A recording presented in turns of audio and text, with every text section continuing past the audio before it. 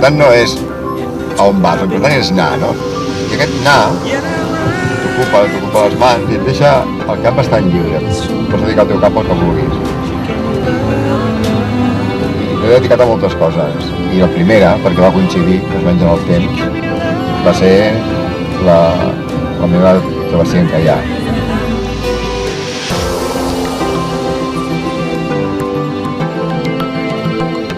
En Xavier Kirchner fa 2 anys va emprendre 2 aventures. Una, navegar en caiac des de Barcelona fins a Menorca. L'altra, canviar de feina. Va deixar enrere els 30 anys d'enginyer de telecomunicacions per una feina que li deixés la ment més lliure i relaxada. Va escollir el taxi. Es tractava de navegar per la ciutat igual que el mar. Volia fluir tranquil·lament per la vida. Conduir li va permetre pensar en la travessa. Anava conduint i anava pensant, com faries això? Com dormiràs? On posaràs el menjar? Quina combinació faràs? Si et fa fred, o va molt de vent, com et protegiràs? I t'imaginava les situacions, no?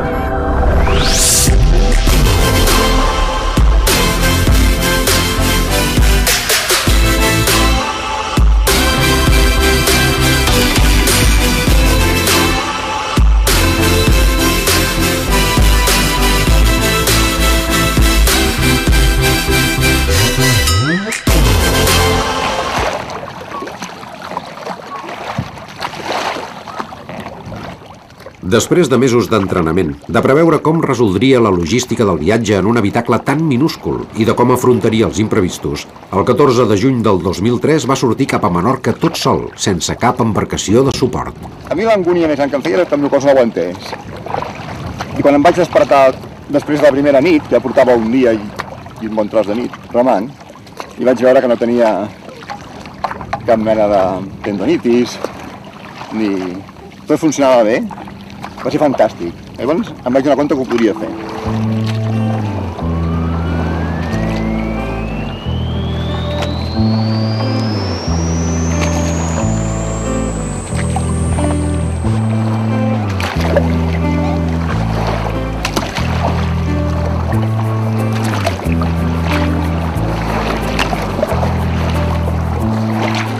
I el mar ara el veig diferent. És aquesta sensació de... És un lloc pel que pots anar. I fixa't que he fet milles, no? A vela. N'he fet moltíssimes. I aquesta sensació de lloc pel que pots anar no l'havia tingut mai.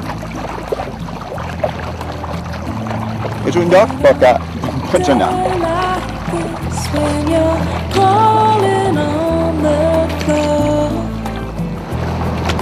L'aventura en caiac d'en Xavier va durar 4 dies, 4 nits i 4 hores, i així, remant, va recórrer les 130 milles que el separaven de Menorca. Com en el poema de Cavafis, el viatge en si mateix va ser la seva veritable Ítaca. L'important era anar pel mar.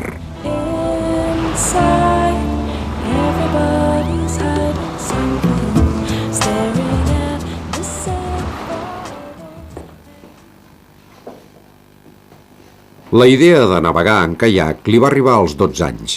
Llegint una enciclopèdia plena de coses curioses que li havia regalat el seu pare, va trobar un article de 2 amics que descendien al riu Ardeix amb caiacs plegables. Una aventura que se li va quedar gravada i que seria el desencadenant de la seva afició. Em va semblar que això d'un caiac que es pogués ficar dintre una bossa i anar on vulguis, això em donava la possibilitat de conèixer el mar des d'un punt de vista molt diferent del d'un veler. Un vaixell que es pogués plegar dins una maleta li podia permetre viatjar arreu del món i navegar per tots els racons de qualsevol costa. En un determinat moment em fa el clic la possibilitat de dormir en el caiac, no? I aquí va començar la història aquesta meva en Menorca. Perquè vaig pensar, si aconseguís dormir en un caiac, podria fer amb el caiac coses semblants a les que jo he fet amb els vaixells a vela, no? Que és creuar-me el Mediterrani tot sencer. Evidentment no em creuaré el Mediterrani tot sencer amb un caiac, però fer una cosa més curteta, com de Barcelona a Menorca, vaig pensar que com a objectiu, no com a Ítaca, a la vida a vegades és important tenir objectius on anar. L'important és anar, l'objectiu tant se'n fa que vagis d'un lloc a un altre, però l'important és tenir un objectiu. Vaig pensar, ostres, podries anar fins a Menorca.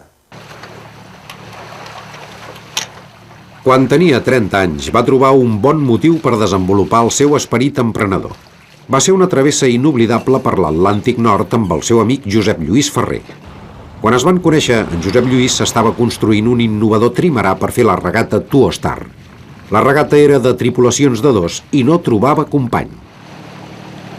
Quan m'ho va dir a mi, vaig pensar que no tindria mai més una oportunitat com aquella de fer l'Atlàntic amb un veler, amb una regata, perquè jo era un pringadillo, no en sabia quasi res, no? I em vaig lligar la manta al cap i ho vaig fer. En la Tuostar del 1981, 115 vaixells van sortir del port de Plymouth amb una borrasca que els va obligar a patir unes condicions extremes. 30 velers van haver d'abandonar.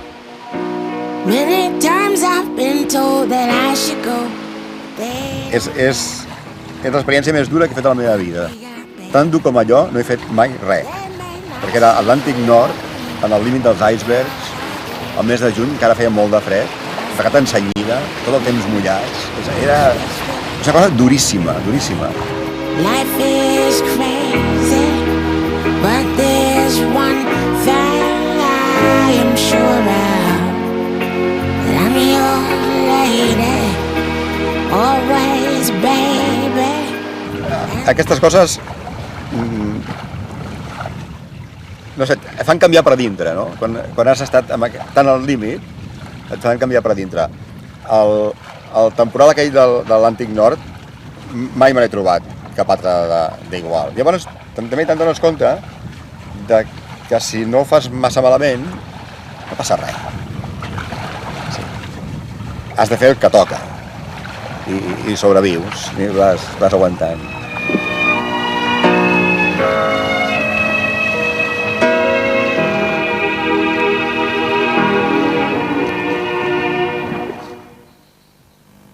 L'experiència en trimarà per l'Atlàntic Nord va ensenyar en Xavier a resistir i a prendre confiança en les seves possibilitats. N'era conscient que la seva nova aventura en caiac no seria cap bogeria si planificava bé les situacions de risc. Un dels problemes que jo crec gairebé el més important, perquè és el que té el risc més alt, era què podia jo fer si em trobava un temporal, si em trobava una ventada d'aquelles molt forta. I clar, al mar no pots frenar, al mar no hi ha la cuneta a la que et puguis baixar. I potser una ventada d'aquestes et pot fer perdre tot el que has fet en 3 o 4 dies de remar, perquè el vent pot arribar a ser molt fort. Hi ha una tecnologia que l'utilitzaven els velers antics, que en deien ancla de capa. Jo vaig pensar que hauria de portar una cosa semblant.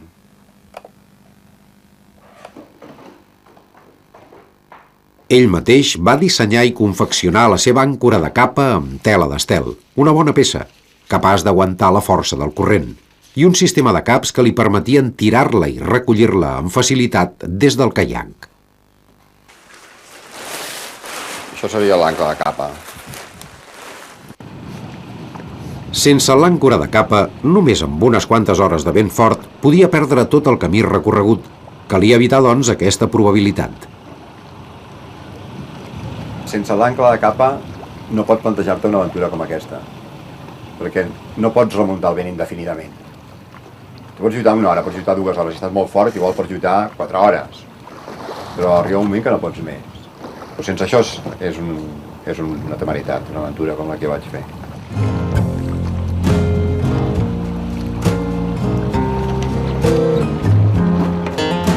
Una aventura com aquesta també hauria estat impossible amb un altre tipus de caiac. El caiac plegable és molt estable i com que no té càmeres estanques es pot estivar una quantitat de provisions considerable. En Xavier va carregar 35 quilos de begudes, 15 d'aliments i 15 d'equipatge per sobreviure 10 dies en el mar, el doble del que calculava que trigaria a arribar a Menorca si tot anava bé.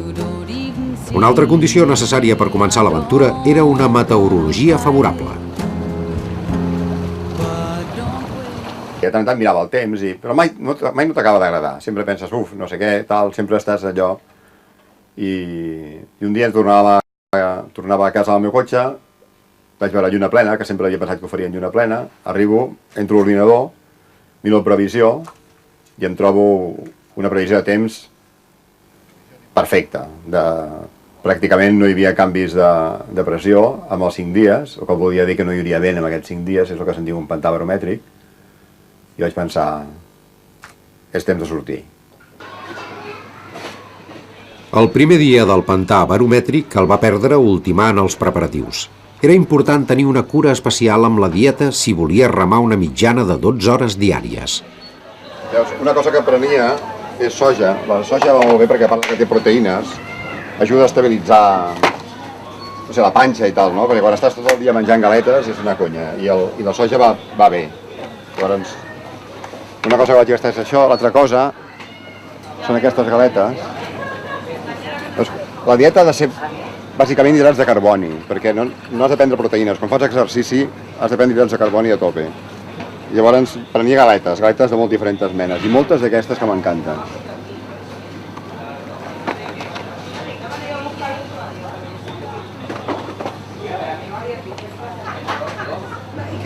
¿Ves? Otra vez te veo con el lío de las pilas. Hola. ¿Qué tal?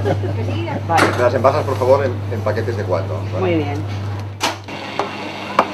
El supermercat va aprofitar per envasar al buit les piles del GPS i dels llums de posició per evitar que es mullessin irremeiablement.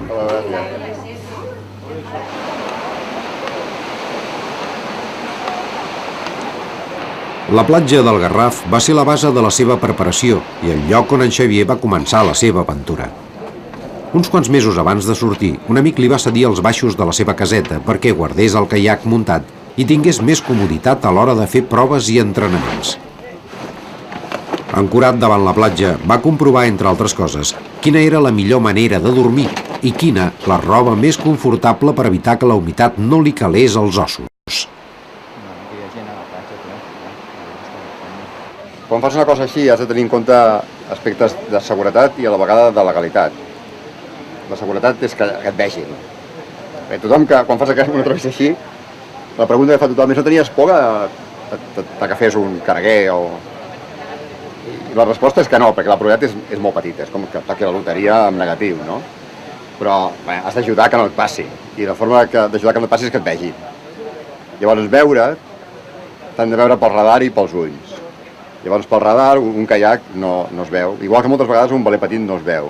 Llavors hi ha un traste, que és això, que se'n diu reflector de radar, que com veus són 3 planxes perpendiculars, que això, l'eco del radar, o sigui, fa que revolti el radar, i llavors et veuen.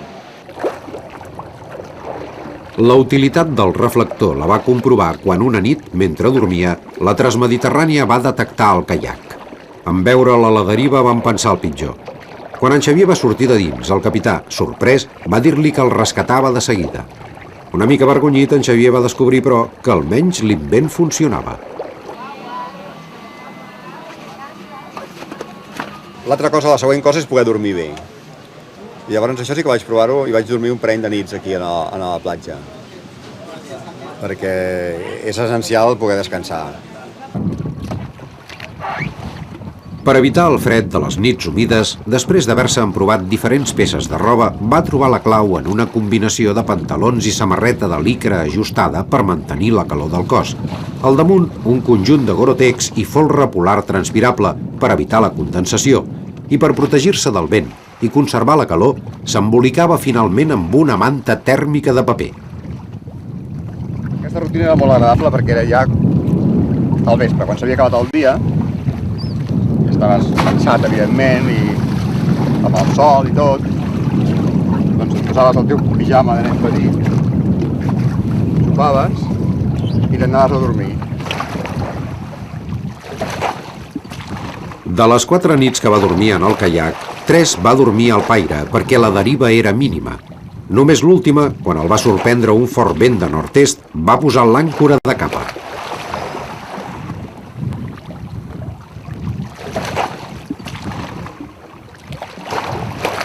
El vaivé de les onades el va fer sentir com un nadó al bressol.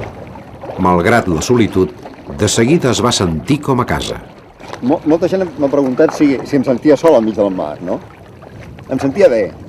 M'agrada estar sol i deixar que el meu cap flueixi i no acabes pensant res concret.